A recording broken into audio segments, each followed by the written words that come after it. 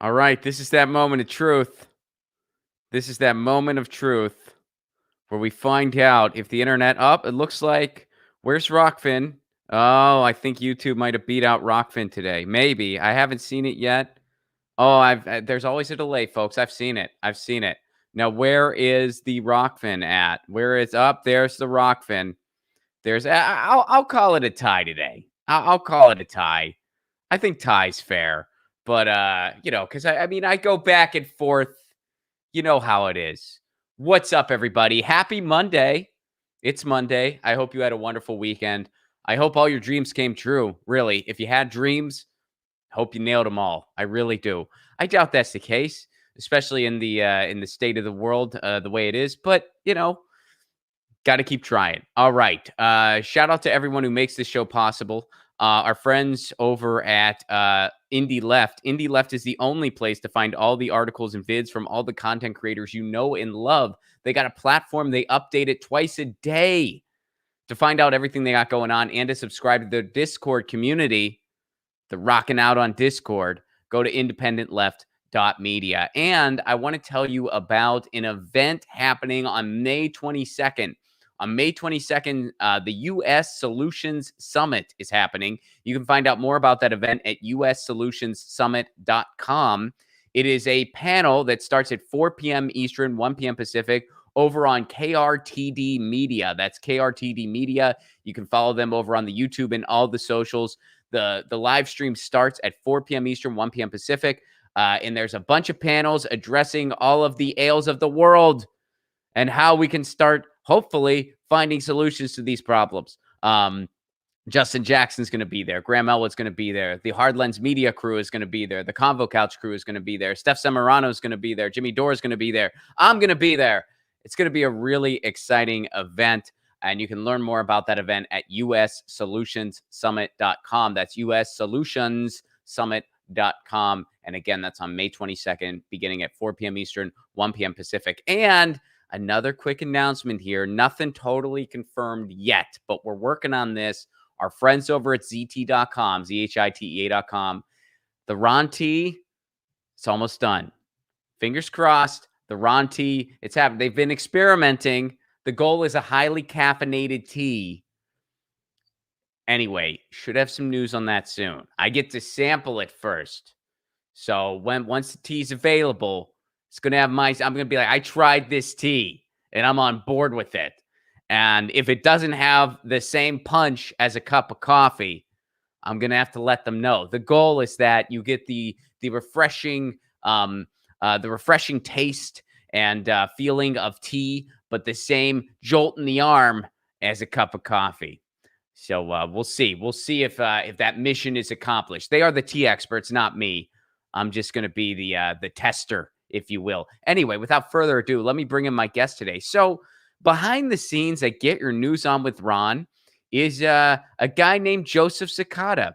And Joe edits all the clips, and he puts up with me rambling about nothing in between stories all the time. He's for years now has been, oh, God, someone brought up the Clash. Ron probably is going to talk about this for 25 minutes, and he was in the middle of a story. This is okay. The guy who puts up with that is a guy named Joseph Cicada, and today Joseph is making his debut on the air. What's up, Joseph? How are you, buddy? I'm good. I got my second COVID vaccine on Friday, so Congratulations. recovering a bit from that, actually, but yeah, generally doing good. You? How did you feel? Did it knock you out for like a day or 2 days, or like what were you feeling? It was really weird. Like when I got it on Friday, and I got it on Friday morning, it was okay, and then by like 6, 7, I was like feeling these chills, and I was burning up, and I was like putting on layers and stuff. But like no matter how many layers I'd put on, like I'd still be freezing cold, and it was this really surreal experience. And by Saturday, it had mellowed out a bit, and then around Sunday, I was like, all right, I still kind of feel it, but I'm definitely getting better. And this morning, I generally feel okay. I'm at 80% now. Oh, I got you. Yeah. So for me, I got the one and done one, and I felt fine right after. I felt great. I felt energized. Yes. I wanted to go run a marathon, and then at night, I felt like I was sick. I mean, I had a fever. I had indigestion, which was random. I had really bad indigestion. I was kind of like delusional and feverish and stuff.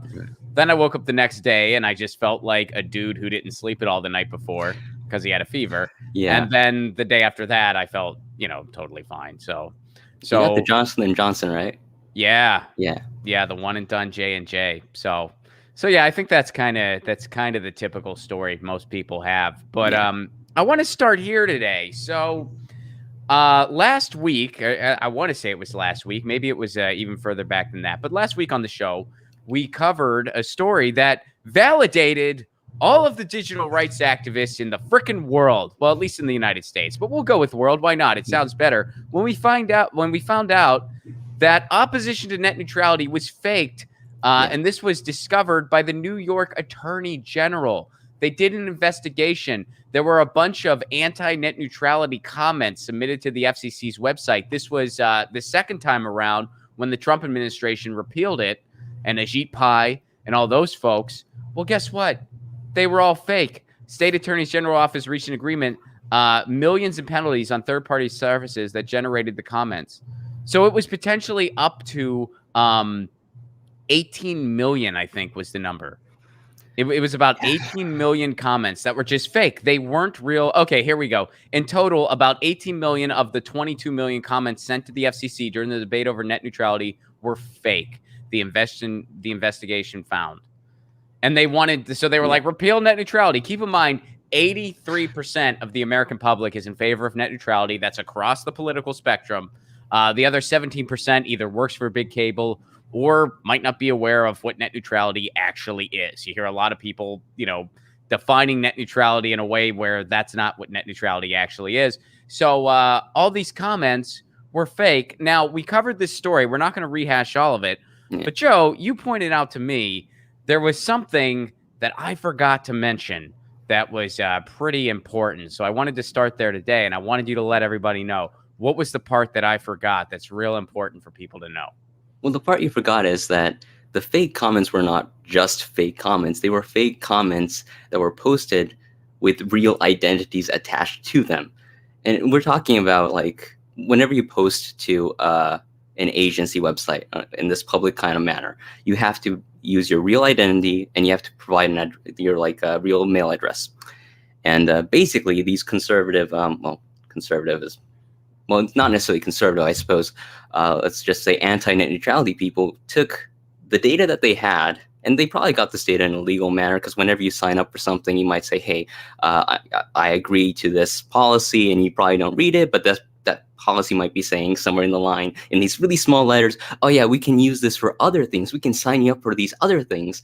And they probably got it in a shady way, but not in a legal way. Yeah, that's basically probably a fair way to put it. Because technically this is fraud when you think about it. So they basically just attached real people's names, real people's addresses to these comments and then posted them in mass onto the FCC website. And now, because when you post public comments on websites like that of the FCC, this becomes part of the public record. Now, these people who didn't really post anything about net neutrality, who might have actually been in favor of net neutrality, who might have just been neutral about the issue of net neutrality, now they're on the record as being in favor of repealing net neutrality, which is like, it should be fraud. It should be like one of the biggest scandals of all time, and the people who should be prosecuted and they should go to jail. And like, if I did this, if you did this, if we did, any portion of this, it would be identity theft. And yet they get away with it because of the manner in which they went through with it. Right. Well, and there's these third-party services involved, and big cable is connected somehow. So it's like there's going to be some fines that are levied that'll probably be at best a slap on the wrist. But this should be as you're saying, this should have serious consequences. And I don't know like what all avenues might exist because I'm not a lawyer, but this is fraud. And it's so funny because you see, especially on the right, they love to scream voter fraud at the top of their lungs all the time. They always talk about voter fraud where people vote as other people or people try to vote. And that seldomly ever happens. It is when you look at issues of election integrity in our country, it doesn't even make it, in my opinion, the top 20 or 30. There are so many other more pressing things, and voter fraud seldom, if ever, happens. It's usually just used as a talking point to try to suppress the vote even further. Meanwhile, here's where those types of shady activities actually do happen, where they're stealing Exactly. people's identities and doing things in other people's names. When it's big cable trying to get what they want, which is the repeal of a law that 83% of the American public is in favor of. And it's worth mentioning that there were fake comments in favor of net neutrality as well. It's just those were actual fake identities and fake addresses. And in some cases, they were like really trolling people and being like, oh, yeah, using, fake porn actress sounding names. And they were having fun with that. And that's, you might say, hey, fake comments always troublesome. But that's better than, taking real people's identities and saying, oh, yeah, these people are against net neutrality and they want it completely repealed when they have nothing to do with this. Yeah. Yeah. It's remarkable. So, I mean, I think they need to reinstate net neutrality immediately for so many reasons, although we do have net neutrality here in California, our state law was signed, but, and that's why, when people say, oh, well, the internet's fine and we don't have net neutrality. It's like, well, that's because people are battling it out. They've been taking it to court. They've been fighting it. States have passed net neutrality laws. So when these big cable companies can unroll these huge anti-net neutrality packages because they can't unroll them in California or Washington State or New York, well, then that kind of ties their hands. So, yeah, we haven't seen massive effects of a post-net neutrality world. Thank a digital rights activist. But by the way, we have seen some effects. Go talk to some firefighters in California who got their data throttled by Verizon. And this could have happened even with net neutrality, but because there was not net neutrality at the time, because this was before our state bill was signed, because there was not net neutrality at the time, they had no recourse whatsoever. So we have seen the effects, and hopefully we don't see any more. But yeah, I appreciate you pointing that out. It is noteworthy that not only were they fake comments, but they were stolen identity fake comments. They were doing these things in other people's names. Man, I would have been so pissed off if I was one of them. What if someone has seen this show and they're like, Ron Placote, Get Your News On With Ron is one of 6 shows that actually talk about digital rights issues. There aren't many. There's like 12 maybe. There's a lot of digital rights organizations, but only so many shows that talk about the issues. But they would just to troll. They put like a fake, like an anti-net neutrality comment in my. Oh, I'd be so pissed off. I mean, there's 18 million of them. It's possible. There might be one in your name too. Yeah. They're like Rob Placote, get the editor too. Yeah. They're all they don't. I don't like net neutrality. I just do the show for gimmicks. Rob Placote. It's like, that's fake. I can't believe they did that. Yeah, and it's funny that you mentioned like the old Republicans who are like, oh yeah, voter fraud, dead people are voting. There were literal dead people's names attached to these fake comments as well. Like there was dead people commenting, yeah, repeal net neutrality. And like, nothing from these people. They're not. Which is kind of, I mean, that's just so on the surface ridiculous too, because if it's a scenario where, your 90-year-old grandmother died 10 years ago at the age of 90 and she didn't even use the internet when she was alive, but she's opposed to net neutrality. And she's letting the world know from beyond. Exactly. She crawled through the earth to say, I have one message and one message only: net neutrality. Get rid of it. Can't have it. Can't have it. Wow. But thank you for pointing that out, Joe. That was that was a good catch and an important piece of this puzzle. And hopefully we get net neutrality back at the federal level very, very soon. Now, I got another update here on a story that we had been covering on this show. Now, we had been covering the union vote, the Amazon union vote in Bessemer, Alabama. Now, the workers getting the union did not pass. The union was shot down via vote. But there was a lot of shady stuff that happened that we covered on this show. First of all, they would try to stop the employees from getting information out that was in favor of the union a variety of different ways. One of them was they took the traffic lights out when people were going to the fulfillment center. So what would happen is there was these traffic lights at this fulfillment center in Bessemer, Alabama, and at the traffic lights, the pro-union employees were going to hand out literature while people were stopped there. So Amazon took out those traffic lights so people weren't stopping on their way to work. They also had restrictions on where people could kind of post information, although they could post their side of the story everywhere. In meetings, if you asked a pro-union question, they would take your information. If you did not ask a pro-union question, they would not take your information. This is basic intimidation 101. One of the biggest things they did, and by the way, all the labor boards were against this. When they asked other entities, should we be able to do this? All the entities said, no, you can't. But Amazon did it anyway. What did they do? They put a big collection box right in the middle of the fulfillment center, surrounded by cameras. So a lot of employees didn't feel comfortable if they wanted to vote yes to drop their ballot there. Well, guess what? There's more to it, folks. And this is Bloomberg who's letting us know this, by the way. Amazon access to mailbox could be grounds to overturn the union vote. Guess what? Not only did they put that mailbox there, folks, when they were told they shouldn't, Amazon themselves had access to it. Testimony that Amazon Inc. had access to a mailbox installed for workers to vote in a recent union election could prompt the National Labor Relations Board, who, by the way, told them they shouldn't have that mailbox in general anyway. But this could prompt the National Labor Relations Board to overturn the results. During an NLRB hearing on Friday, employee Kevin Jackson said Amazon security guard used keys to open the mailbox, which was located near the entrance of the facility in Bessemer, Alabama. Wow. So the plot thickens. It just gets shadier and shadier in regards to how this election was conducted. Yeah, like when Amazon has access to this, yeah, that's not legitimate anymore. Like they might not have done anything, I suppose, but it's like there's no trust there anymore. You have to have something where it's not accessible either, and it's fair and it's clearly and transparent. But they don't.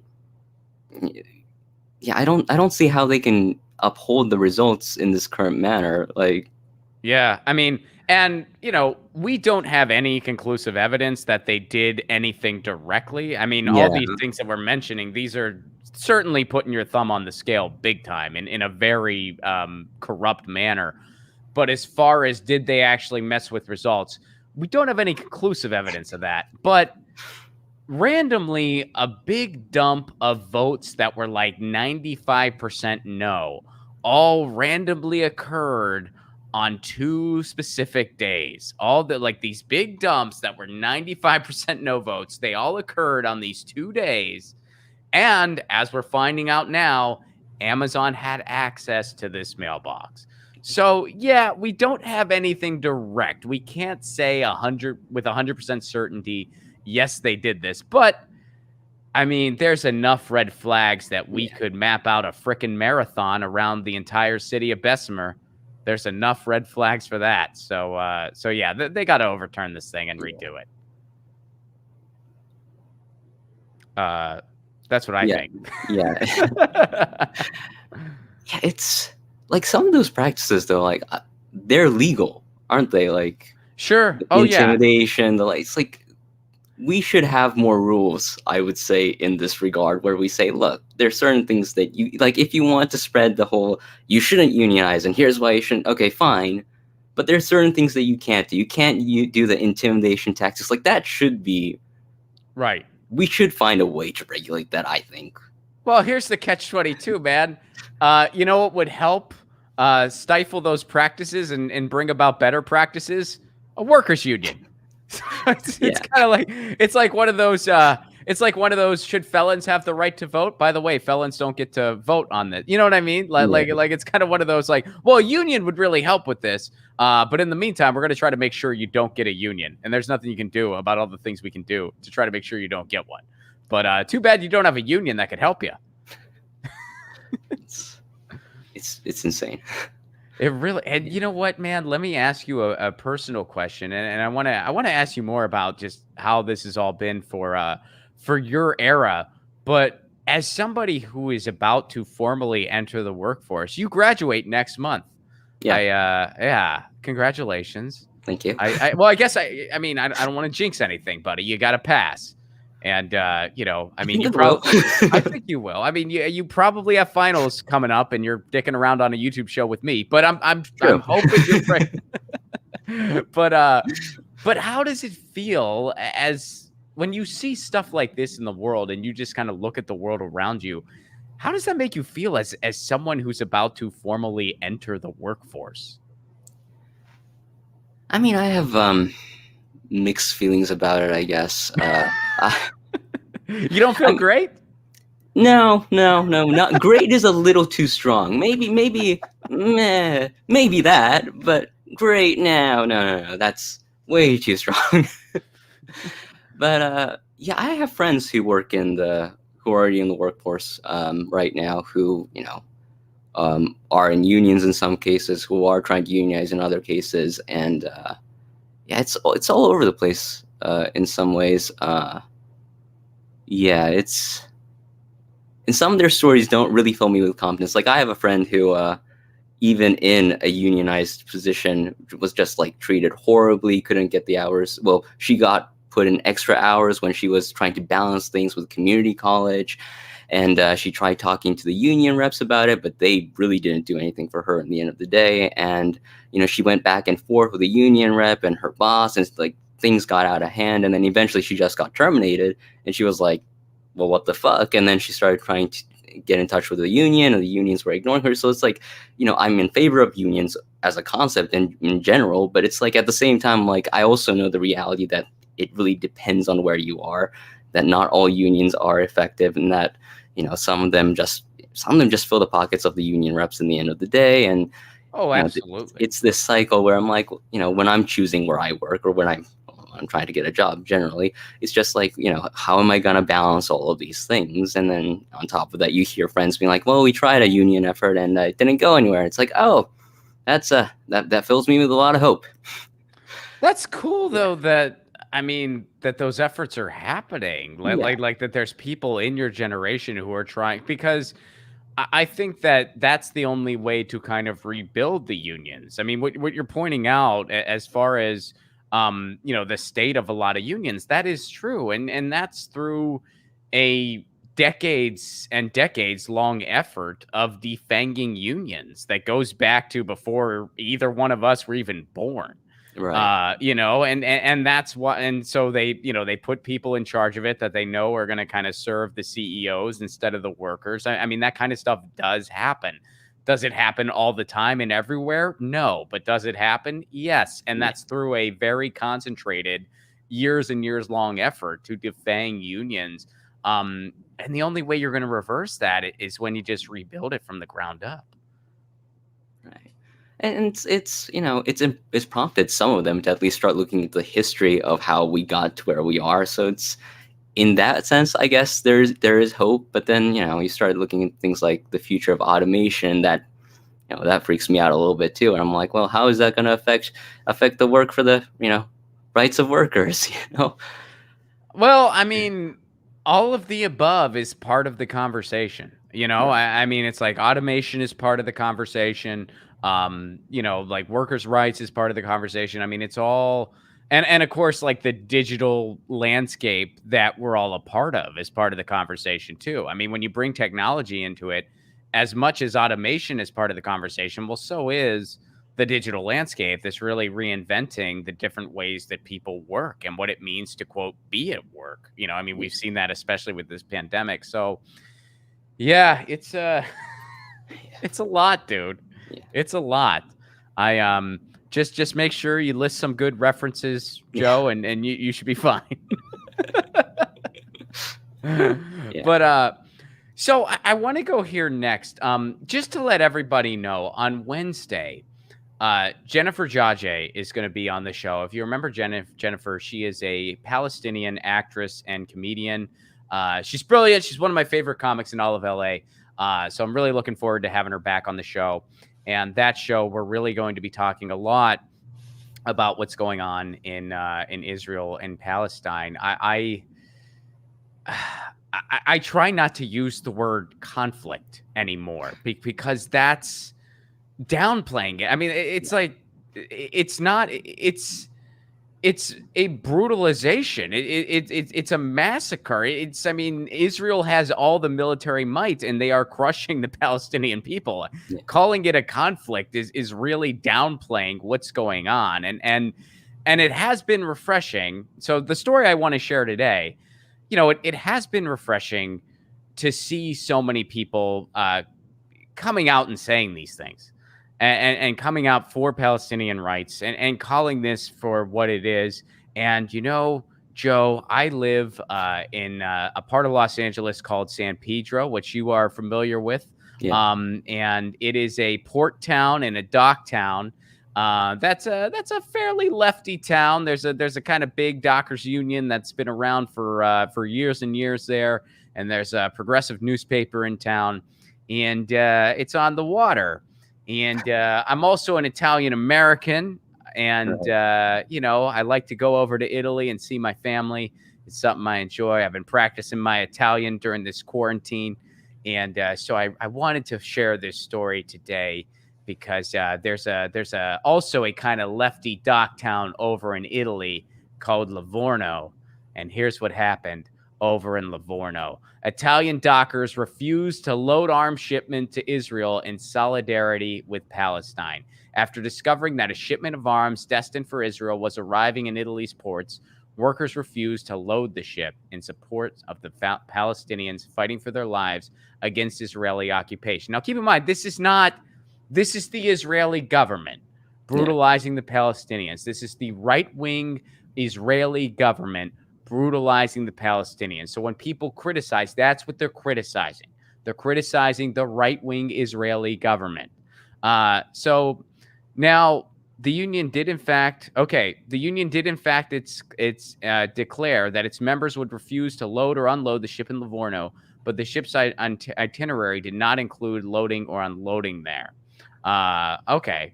So the port of Livorno, Italy said no, but I guess they got around it anyway, which that sucks. But the cool part is the dock workers said no. The dock workers union in Italy are trying to gather more information about the shipments coming to their ports in order to prevent military supplies from arriving in Israel. Just yesterday, they received a report about the presence of dozens of armored military vehicles ready to be loaded onto another ship, the Molo Italia. This Saturday, the Union Sindacale di Base will be in the streets of Livorno, marching in solidarity. That was this past Saturday, actually, marching in solidarity with the Palestinian population to demand the immediate cessation of bombing of Gaza and the evictions of Palestinians from their home. This example of worker solidarity, if multiplied and expanded internationally, could be powerful enough to stop the criminal attacks of the state of Israel against Palestine. Be Livorno. In an era of complicity, be Livorno. And, I guess this is only so much good news because it looks like, they're trying to find ways around this. But it is cool to see the Livorno dockers leading by example. And it is important to kind of grab these glimmers of hope that kind of keep your hope in humanity. And, it's funny. A buddy of mine lives in Italy. I have family over there, and I have a friend over there too, a couple friends. And he always told me I'd really fit in Livorno. Apparently, it's a big lefty city. It's a big dock city. And did you know that the football teams over there have like political alignment? Did you know that? I think I've heard you talk about it on the show. Oh, you've heard me talk about it. Yeah. Well, I didn't know it. I mean, I didn't know that until I was your age, actually. And I was over there and my family told me. And the way I found out was I was wearing an AC Milan jersey, and my family kept asking me if I liked George W. Bush because George W. Bush was president at the time, Joe, because I'm 85 years older than you are. And they were like, do you like Bush? And I didn't know why they were asking me that question. I said, no, not at all. But they were asking me that question because Milan was a center-right team. Right. I didn't know that. I had no idea. They told me that. I had no idea what that meant. I'm like, what do you mean? Like they only play on the right side of the field? How do they win games that way? Like I was really confused. And then they explained it to me, and I'm like, and it took, because my Italian is only so good, and Yeah. then it was, not as good as it is now, but it's still only so good. They were trying to explain things to me in Italian, and it just was not like I just didn't understand what they were trying to explain to me. And but my one cousin, he lives in Italy, but he spent his most formative years in London because my family used to run a hotel in London. So it's kind of random and funny. I have all these Italian relatives who, sound like you would imagine Italians sound. Yeah. And then I have Fernando, who randomly just has this British accent. Like it's the most, yeah, well, yeah, because he's just like when I first, because I mean, do you speak another language, right? Yeah, I speak Japanese. Yeah, okay. I because I know you have family over there. Well, Yeah. and you probably are you fluent? Yeah, fluent. Oh, that's awesome. See, I'm not fluent. I didn't grow up with it. I started learning it in college, and then I try to do the best I can, and I hope to one day reach fluency. Right. But one thing that is the case for me is it's really hard talking on the phone. So the first time I talked on the phone with my family, I had a really hard time. Like I just had a really hard time making out what they were saying. And so then randomly, Like, are they going too fast or like? I think it was just the fact that you can't see the person and kind of, like have that kind of more, like the nonverbals that happen in communication. Like that does, like when you're not fluent in a language, I think that really does help. It's like gestures and expressions, I guess. Gestures and expressions. And also like, when they know that I'm not understanding something, they'll try to, get to it in English and vice versa. When I'm trying to say something and I know that they're not grasping it, I'll try to get there in Italian. You know what I mean? It's just so much easier in person. On the phone, a lot of that gets lost because they can't see me. You. They don't know if I'm lost and vice versa. If I'm speaking English, I don't know if they're lost. So it is harder. And so yeah, we were talking on the phone and like I think they knew I was having a hard time. So they go, aspetta. And then all of a sudden this voice comes on the phone and he goes, You're going to have an easier time communicating with me. And I'm just like, who the hell are you? Where'd this British guy come from? And he goes, oh, I'm your cousin Fernando. I learned how to speak in London. Yeah. I'm like, oh, all right. So yeah, I randomly have a cousin with a British accent who, because awesome, he lived in London for like 10 years. This was pre-Brexit. So, they could live over there with no problem. Yeah. But anyway, so Fernando had to explain all that to me. Like I was like, why are they asking me if I like Bush? And he goes, well, because Milan is a right-wing team. And I'm like, what the hell does that mean? He goes, well, because, and he goes, oh, the Pittsburgh Steelers are a Republican team or a Democrat team. I'm like, that's not a thing. Like, we don't really have that.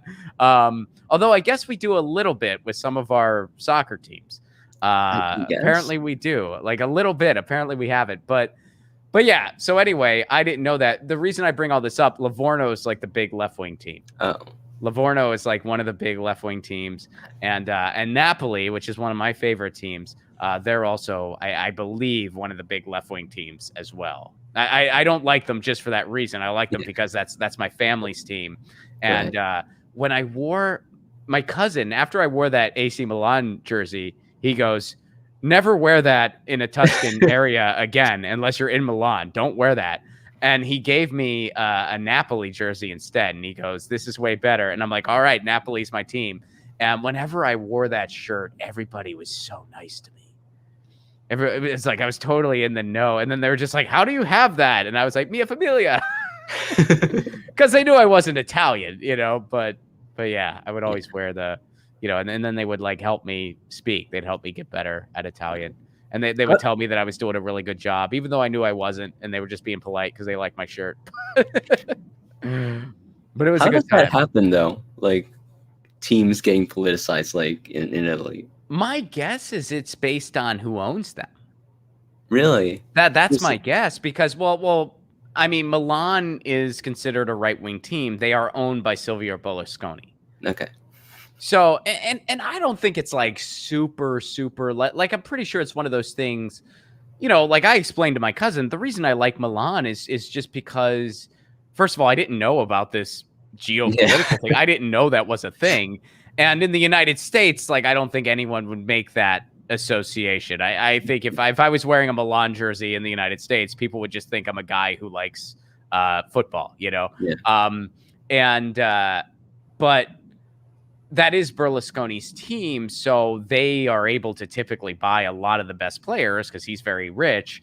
And so I think it's one of those things where if they're playing for like a championship where it's them versus Manchester or something like that, I'm pretty sure all the Italians would root for Milan. You know what I mean? Like you would still kind of root for them over like I mean maybe not. I'm not sure.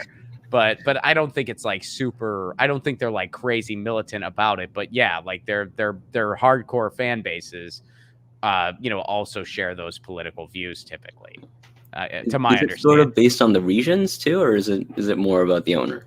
I don't know. I mean, I don't know the political situation in Italy well enough. I mean, I know that Florentina is like a center left team, and I don't know if Florentina is necessarily a super progressive town or not. I mean, maybe they are. I mean, I did when I was over there. I saw a lot of I saw a lot of graffiti against the Iraq War, Okay. and I saw like I remember I saw this one thing that said like Americani di merda, which means America is shit.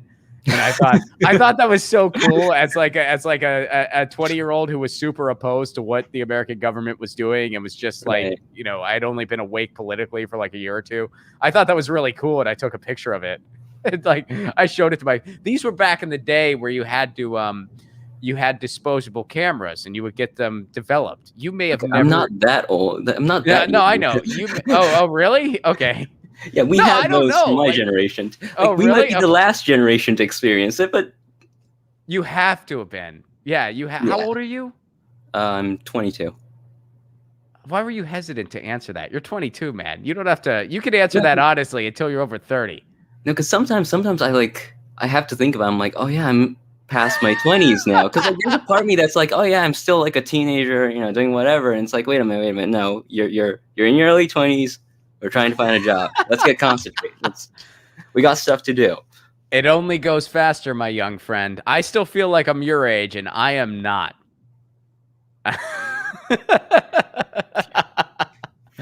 but but yeah, you had to have been then. I mean, I honestly thought like you may have never seen that before. Like if you told me I've never seen a disposable camera in my life, I would have believed you. Like I didn't know when that phased out.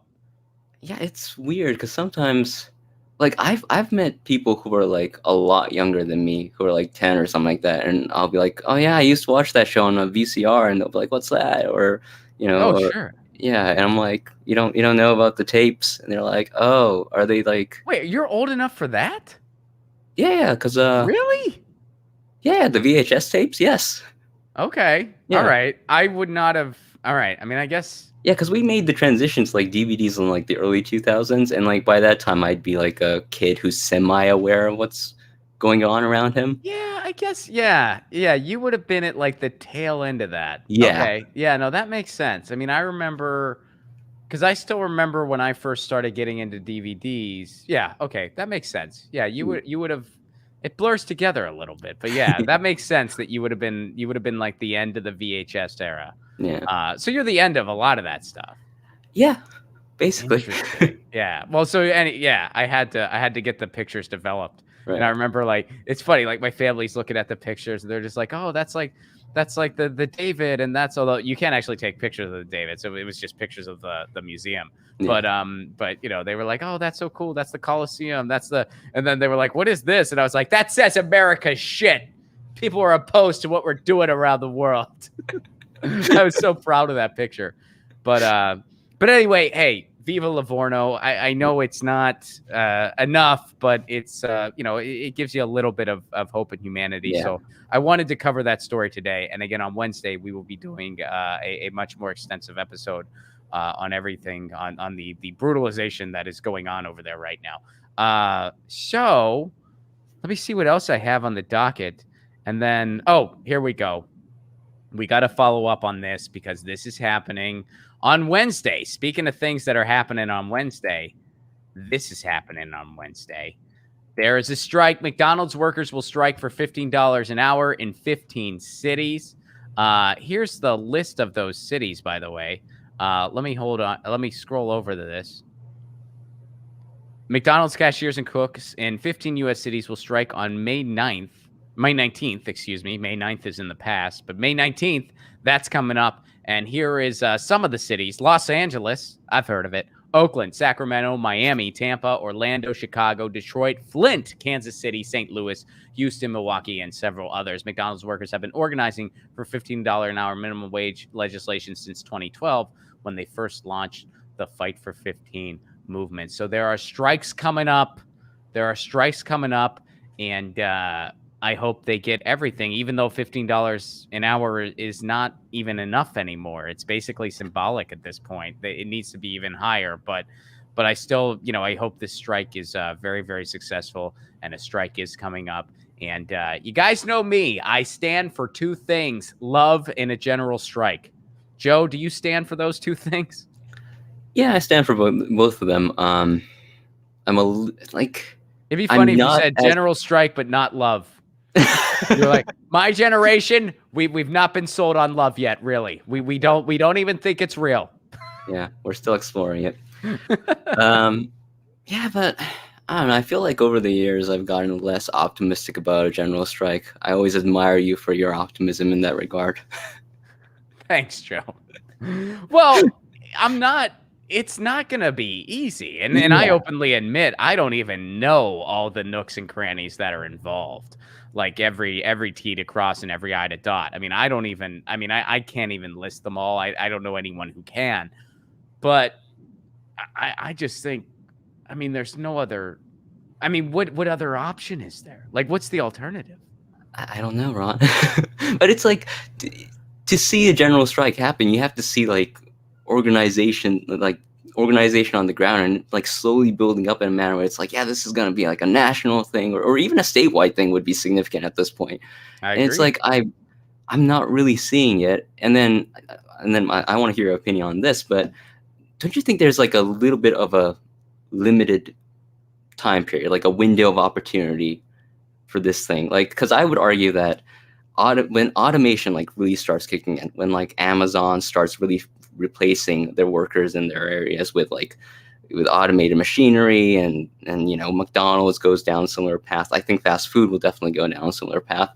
When that stuff starts happening, I think there's gonna be more fear. I think there's gonna be well, maybe not Jeff Bezos because he's going out, but the next Amazon CEO is like, all right, I'm gonna make an example out of all of you who want to unionize or go on strike, and I'm just gonna close down this factory, and we're gonna close down as long as I can, and I'm just gonna, move another factory over here. I'm gonna open it up, and it's gonna be run with minimal staff and, completely automated machines. And like those workers are just gonna see a very horrendous period, and then it's gonna be a traumatic experience that's gonna last, and then we're gonna have to recover from that, and eventually, like, I'm not like Andrew Yang, who's like, it's all gonna be replaced by robots, and we need a UBI to completely replace that. Now, I think we need a UBI to be fair, but I don't think it's gonna be that dramatic. I think there will still be jobs that only people can still do, even after we go through this period of automation. Even then, though, it's like for that period where we go through this period of uncertainty, and until we reach this period where it's like, okay, we've finally settled down, we're back to some level of certainty where we can, start talking about a general strike again, where it'll be feasible again. I think it's gonna take us some time to get there once things really start getting started, which is why when I look at where we are now, I'm like, look, these people are saying, hey, we need workers, we really need employees. There's those like signs in that, well, they've kind of become a meme at this point, where it's like, hey, we're looking for workers, we're desperately looking for workers. McDonald's is trying to incentivize workers to come apply by like saying that they'll give them $50 or something like that, right? And you know why they're doing that? Because they want to offer you a shit job that doesn't pay a living wage. But then what they're going to be able to do is they're going to be able to be like, oh, we offered you a job, you didn't take it, so now you don't get your unemployment benefits anymore. And that's why Joe Biden had that big speech, was like, well, if you're offered a job, you got to work. That's how it works. He proved very, very loud and clear. He proved whose side he's on. He is on the side of, I mean, in case anyone didn't realize that yet, but he is on the side of the CEOs and the ruling class, not on the side of workers. Look, I totally understand the the puzzle piece of automation. I mean, Yeah. that's definitely real. That there's no, and again, and I agree with you. I'm not at Andrew Yang's level either, where I think, oh yeah, it's just going to replace everything. That's not the case. I mean, people are going to have to oversee the automation, and there's also going to be logistics. I don't think we're going to have automated trucks anytime soon. I think there's still a lot of jobs to be had, a lot of factors to be ironed out here. And they're certainly going to use that as a fear mechanism. So I definitely agree with you, but I still think that as far as shutting it down, there's still so much that is dependent on human labor Yeah. that's going to hit the Jeff Bezos and the Walmarts of the world in their pocketbook. I mean, it really is. And so I think, like, yes, there is a finite timeline for a general strike. I mean, if you just wait around indefinitely, then yeah, the opportunity is going to be missed. As far as like what kind of window we have, I would say the best case scenario is within the next year or two. Especially when you have Democrats in control of the White House and the Senate and the House. They claim to be the party of working people. We all know that that's a myth. There really isn't a party with power that represents working people. But still, I mean, the time is now. And I think, yeah, I just don't think there's any other option other than just shutting it down and having a general strike and making demands. I mean, that's the only way. That's really the only way we've ever seen, at least in the contemporary United States. That's the only way we've ever seen real change. And here's the other thing about, like, if we pull off some kind of general strike, even if it's just like a more micro one, like you hinted at the state level or something like that. If we do it and it's successful, well, guess what? We just cracked the Da Vinci Code on how to strike in the United States. Right. And that means we're going to be able to do it more often. Because you know what happened in France and Germany and Italy? When they don't like the situation, they go on strike. And if circumstances change and they don't like the situation again, they go on strike again. They're able to do that for a number of reasons. One of the big ones, their healthcare is not tied to a job. But if we can figure out a way to pull off strikes in the United States and do it regularly, that's a game changer. Because then we'll be able to do the same things they do over there. Right. Yeah. Still not as optimistic as you. Yeah, I just wish, because you've been talking about this, and I've been always like, yeah, Ron's right. We need a general strike. It's just, are we getting there, or is it just, are we just seeing strikes come up, which is fine. Like, I'm not against strikes, to be clear, but it's like we have to connect these things together, and I'm not seeing the connections coming up. So, well, you know what, and I'm not trying to be overly optimistic, because again, I mean, I do not try to sugarcoat at all that I'm calling for an incredibly tall glass of water. I make no qualms about that. This is not like I'm not asking for everyone to just kind of meet up on a Sunday. Like this is a very tall ask and a tall or a tall wish rather. yeah. I'm not just saying other people go do it. I'm saying I want to help. Like, how can I help? I want to help any way that I can.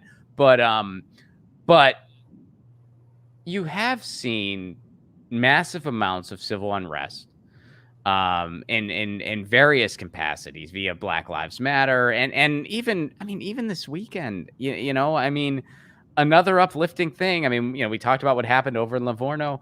Yeah. There were over 20,000 people out in the streets in Los Angeles. In Boston, they shut down the I believe it was the Israeli embassy protesting for Palestinian rights. People are really awake right now, and people are really fed up, and I think a lot of people are really coming to terms with the just rugged capitalism of the United States of America, and they've realized how fragile the system really is, and just how corrupt beyond repair it really is. And this was nothing we didn't already know, but it's really staring us in the face during these pandemic times, because you're coming to grips with, okay, our government is nothing more than a corporate coup. It is a Right. complete, I mean, that's all it is. Like it's not, I mean, you're sugarcoating it if you try to make it out Yeah. like there's like it's anything more than that. And even people who go in there with noble intentions, which I'd like to think happens sometimes, they get gobbled up. They Yeah. get gobbled up. So, I think to come to terms with the fact that the solution needs to lie outside of electoralism, and the solution needs to lie in status quo shifting action, which is what a general strike is. I don't have a better answer, man. Like, you know what I mean? If there's a better answer out there, I'm all ears. But, like, the alternative is just a further decline, which, I Yeah. mean, how much harder can we fall? You know? I And don't don't know, answer man. that, because the answer is a lot, unfortunately. But Yeah, it's yeah. well, what's it been like? I want to ask you just some stuff from, from your, from your perspective. Like what has it been like going through this whole thing at your, like, with where you're at in life? Because I mean, I feel so bad for like your, well, more so people that are a little bit younger than you, like people who it's like they spent their 21st birthday going through this. They missed their prom. You know what I mean? Like and I remember, I don't know if you saw this or you remember when it happened, but it was when the pandemic first kind of happened, Yeah. where Dr. Phil had this viral clip. I don't watch Dr. Phil. I don't even know what network he's on, but he had this viral clip where he basically just wagged his finger at Gen Z for being sad about all the shit they're missing.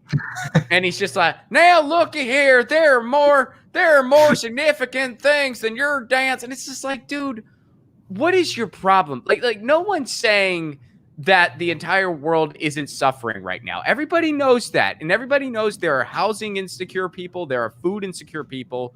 Right. You sure as hell probably aren't aware of that, Dr. Phil, because you're in an ivory tower. But everyone knows that's going on. Why are you wagging your finger at young people? Young people are allowed to be bummed out if they're going to spend their prom on Zoom. They're allowed to be bummed out if they're not going to get to go out for their 21st birthday. You don't get these things back. These true. aren't things you can get back. You have every right in the world to be bummed out about it. And it's okay to say, hey, you know what? This really sucks. But you know what? We're going to make up for lost time, and we're getting through this as one world. That's fine. But to wag your finger at young people as if this is their freaking fault, and wag your finger at that with the planet that you're going to leave them with, and you're wagging your finger at them even more because they're bummed out about all these things that they're missing. I mean, what the hell's your problem? Like, what's wrong with you? How dare you be sad? I know, like, what the fuck? And a lot of people were applauding this, like, well, he's right. These young people, it's like, fuck off. Fuck all the way off. 6 Ways to Sunday. It's like, anyway, I don't know. What's your take on all that? I know you didn't miss your prom. You're not that young, but. Yeah, not that young. I actually didn't go to my prom, I think. Yeah, I didn't go. Just didn't seem worth it for me. But were you just hanging out on Zoom? That'd be funny if that's what you were doing. No, I was on Zoom. I actually, I was on Zoom during my prom. Yeah, I was on Zoom before it was cool. Yeah, I was an early adapter, big time. I don't know. It's like in some ways I don't feel nearly as bad for the people who are in my younger generation, because it's like you guys still, a lot of them still go to college and a lot of them still have some of that going on. Some of them are going to the job market, obviously, but you have that option when you're like 18 or 19. It's like, oh, I want to go to community college. You have a little bit more of a leeway to do that. When you're graduating, it's kind of like, oh, I'm graduating into a market that's really into a job market that is super uncertain. All Sure. the people that I made connection with, they also don't have jobs now. Great. This Yeah. is this is fine. So yeah, there's a lot of uncertainty. On the other hand, though, for the people who are enrolling into college right now and who are saying, hey, my freshman year is just going to be on Zoom probably, or who just went through their freshman year of college, just taking classes on Zoom. It's like, okay, well, eventually, probably within the next 3 years, we're probably going to go back to having in-person classes, and some of that college experience is going to come back. So there is an upside to that, because technically, while you may have missed out on the high school end of the high school experience, you might still be able to experience some of the college stuff that some of us just couldn't experience just because of the time frame in which this whole pandemic shutdown recession occurred. If I had to go, like, if I had to be like really young when all this went down, I would want to be in middle school. Cause middle school fucking sucked for me, Joe. I mean, I don't know what it was like for you, but I hated middle school. And if somebody like if someone was like, man, I'm in 7th grade, I'm missing out, I'd be like, you're not missing that much, I don't think. I don't think you're missing. I mean, if you gotta skip one, that's the Yeah. one. I remember, like, this is so funny. So my cousin, one of my cousins, this is American cousin now. Yeah. One of my cousins who, now it's funny, now we are like the same age. You know what I mean? Like it's like as you get older, it's like you're just the same age now. But we are actually 5 years apart. So at one point in time, he was like totally a grown up to me. And I remember So he's older than you. yeah, yes, he's older Okay. than me. I meant figuratively. It's like we're the same, because it's like, I mean, what's your like what's your 30s? It's like you're all going through. Although he has kids and stuff now, and I don't have any of that, but that's just more, lifestyle choices or whatever. But um, but like I was going into the 8th grade, and again, middle school was not my cup of tea. And I was talking to his mom, and we were all like at like some family picnic or something. And she goes, "Oh, are you excited for school?" And I said, "Not really. I'm not a big fan of middle school. I'm really excited for high school. I'm excited to kind of get out of my little suburb and go to high school and experience a little bit more, expand my fishbowl a little bit." And she goes, "Oh, these are some great years. You don't want to, which is such a terrible thing to say to a kid, by the way. We never take a step back and like realize that's actually not a great thing to say to someone who's not feeling great about middle. Like, oh, these are the best years of your life. First of all, that's a freaking lie. And like, that's something a lot of kids need to hear. Like, if you're having a great time now, that's great. But if you're not, that's okay too. Yeah. And it does get better. And the day, I mean, I remember two of the most helpful things that I heard, like, first of all, my cousin, to finish that story, my cousin goes, so she goes, "Right, Ricky?" She said that to my cousin Ricky. And my cousin goes, "I don't know, maybe. It would suck to be where you're at, though. I hated 8th grade." And that was the most helpful thing anyone could have said to me. He just goes, like he basically was like, "Yeah, I don't know, but I mean, I'm a senior in high school, and that's way freaking better than 8th grade. Where you're at sucks." And I was just like, I needed to hear that. And you know what else I needed to hear? I remember in the movie Bowling for Columbine. Have you seen that movie? No. Oh, you've never seen Bowling for Columbine? You should watch it. It's a good documentary. It's Now I'm getting lectured about movies from Ron. This is terrible. This is terrible. I know, right? I know. It's a good doc, though. I think you'll like it. But Trey Parker and Matt Stone were talking about how, and I had a fine high school experience. I didn't love it. I didn't hate it. It was just kind of what it was. I'm still friends with some people from high school, but they kind of just said, they were just like, the day you graduate, none of this bullshit matters anymore. And you can leave your town and go do great things. And that was such an important message for me to hear as somebody in high school who wanted to, explore a little bit more of the world. You know what I mean? Yeah. Did you feel that way? What was it like for you when you were in high school? I'm like you. I did not enjoy that experience very much.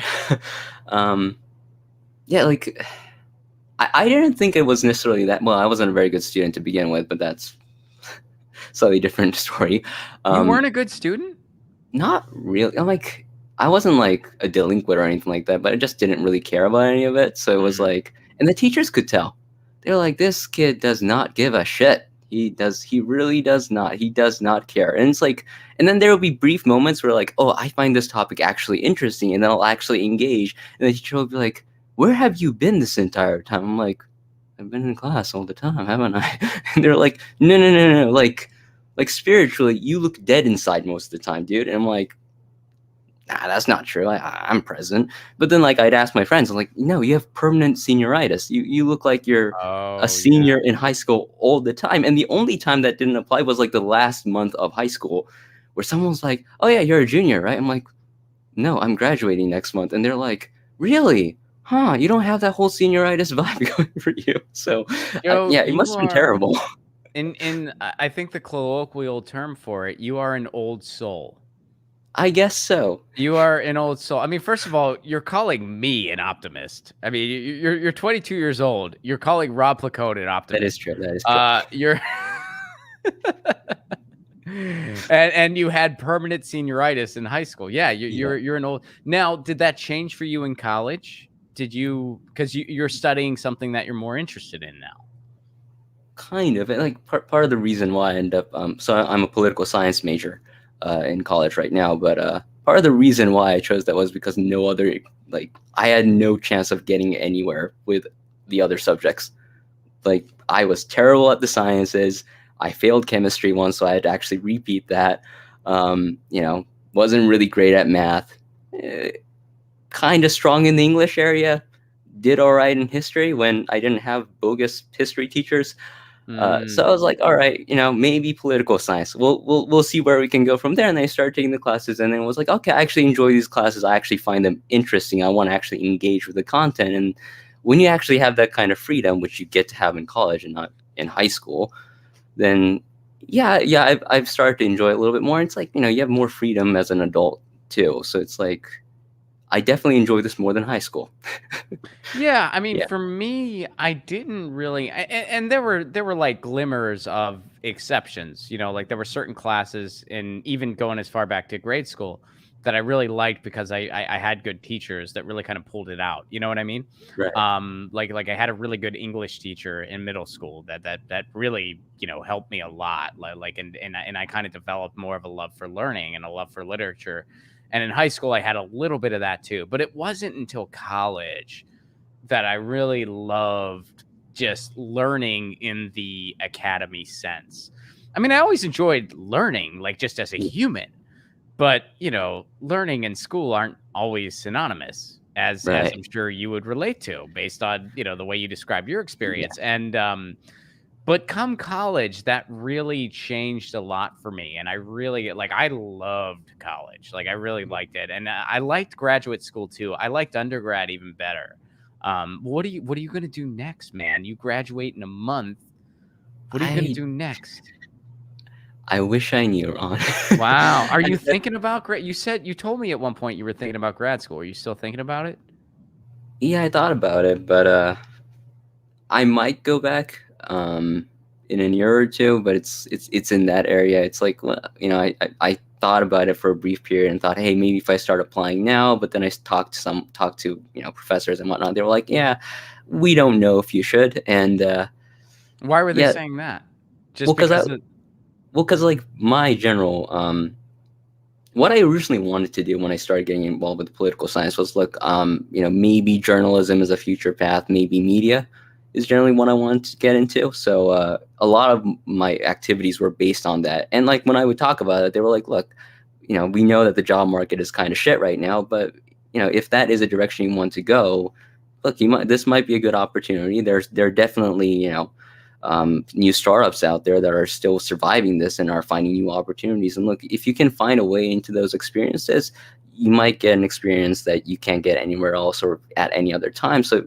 if that's where you want to go, you might as well start heading in that direction and try it out. And you know, if it doesn't work out, you can always come back to graduate school. And then, you know, on top of that, you know, when I was asking, they were like, look, it's already a little bit past the deadline too. Like it's a little late for you to be asking for like next year. So you might as right. well like explore other options, since this one, it's not impossible, but you might as well explore the other options. So that's generally what I've been doing. I took a few years off in between, and I do actually I do recommend it. I mean, for some people who really know what they want to do, that's totally fine. I mean, some people they know that they want to be a professor when they're in undergrad, and they just keep going. Well, that's totally fine. You know, that's what you want. But if you're not like positive and you're still kind of exploring the waters, I think there's something to be said for taking a few years off in Yeah. between. I mean, or even just a year. I mean, however long it is. I mean, for me, it was like 3 years. I took like 3 years off in between undergrad and grad. Then I went back and I did my master's, and then I didn't do the PhD because I decided to I decided to be a comedian instead. But sometimes when I'm really depressed, I look into PhD programs. Is that weird? Nah. That's like, because that's my like, if I ever just don't want to be doing what I'm doing anymore, that's like the only other thing I think I might be able to do. Right. Maybe. I don't even know if I could do that at this point, but that's the only other thing I think I might be able to do. So I'm like, maybe I'll just go back to school and then just be a professor somewhere. Yeah, teaching is never. I don't know. Like, I liked it. It's one of the few things I did outside of comedy that I liked. I didn't like it enough. I mean, they offered me a full-time job and I turned it down because I would just rather be a comedian. weren't they not like paying you enough either? Like, you would make more as a comedian. Yeah, isn't Yeah. that crazy? I mean, and keep in mind, I wasn't even. This is before like I had any type of online presence or anything like that. I was literally just an opening act, Right. driving around the country, just doing like comedy clubs and comedy nights. You know, like nobody was in the seats because of me. You know what I mean? Like I was just that night's entertainment. Right. And I made a better living doing that than I would have teaching full time as an adjunct. Yeah, I mean it's heavy. Like when you think about it, I think about how at the time I was just blown away. Like they told me what the salary was, and I was like, really? And by the way, I was an adjunct, so I didn't get benefits either. I wouldn't have gotten benefits. Right. I would have had like a full-time job, but I wouldn't have had benefits. And yeah, I mean, I don't know how people do that. I mean, there are people who adjunct full-time. I don't know how they do it. And it's absolutely criminal what we're doing to higher education in this country on so many levels. And then the other fun fact I would love to share with people, as a comedian performing at a college, I would get paid more money to play one college than I did for an entire semester teaching one class. Oh, wow. Yeah, I got paid more. And believe me, college performers are not overpaid. Adjuncts are criminally underpaid. Like college performers are paid fine for what they do. Adjuncts are grossly underpaid. It's not like that in every state. Keep in mind, this was not in California. This was in Tennessee. Right. But still, it's like a glaring, like, wow. I mean, if I tried to like do the math and figure out like, well, what would this be hourly? Because you would just get like a set fee for just teaching a class for a semester. Right. I probably was making about $5 an hour, maybe.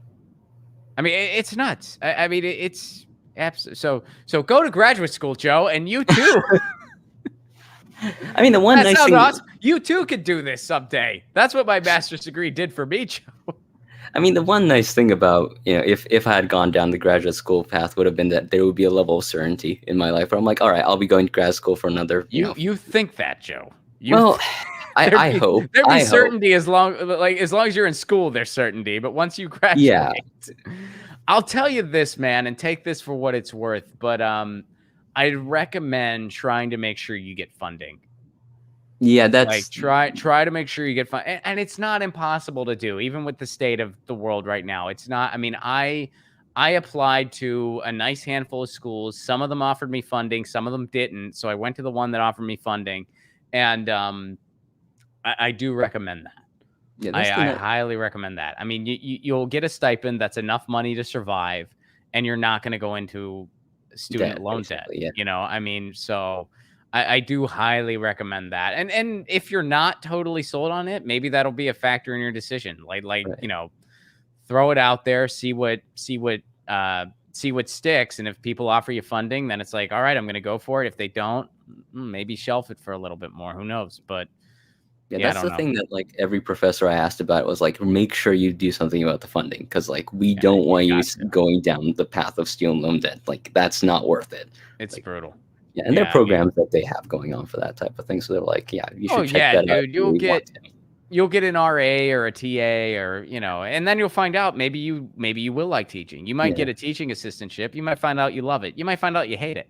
But that's funny. yeah, man, it's a good time. It's you know, it's my wife at one point was applying to this job at a university. And just for giggles, I looked into the tuition remission program they offered employees because I kind of thought, well, maybe I could like do a PhD on the side, just whittle away a little at a time and it'll be free, you know, because like Yeah, some places they offer that benefit. This place did not. They offered this like it was like 20% or something ridiculous like that. Like you might as well just not even offer anything. They're like, you get 20% off. Like I think it was less than that actually. I don't remember it was exactly all less the than details. 20%. Yeah, it was like this ridiculous like benefit, quote unquote, but not really. And it was about student loan. And so anyway, I kind of dismissed that idea really quick. I was like, oh, I wouldn't really be. I'd still have to pay tuition. Yeah, Anyway, Joe, thanks so much for sitting in today, buddy. Did you have a good time? it was fun. Good. Yeah. The enthusiasm of an old soul. I love it. I love it. Where can people follow you, Joe? You can follow me on Twitter at Joseph Sakata. Although you know, if you really want to support me, you should really support the show overall because the video editor of the show. Yeah, Brilliant. I love it. Well, Joe, it was awesome to get you on mic, and yeah, this is really cool. And we're gonna have to follow up about your graduation. We're gonna everyone's gonna have to like, does Joe make it? Like that'll be like, will Joe make it? I mean, I'm confident. I mean, I'm betting. I think you're gonna do this. But if I didn't, that would be a very unfortunate set of affairs for me. we'll live stream your ceremony. Will your graduation ceremony be in person or will it be virtual? I think it's a mix. And you know, since someone in the chat asked, it's Sakata. Joseph. Sakata. Yeah. Joseph Sakata. Yeah, we'll have to live stream your graduation. You'll be the only person going up there with a selfie stick and the phones going. They're like, who's that person? Who's Lucy? Who is that talking on your phone, Joe? Like that's Ron. We're live streaming this. Breaking news. Joe makes it. Joe graduated. At Joseph Sakata, Sakata. And we'll be back tomorrow, same time, same channel. In the meantime, you guys know the drill. Lucy, she's asleep on her chair. Lucy says meow, and Joe says peace, and I say peace. Peace.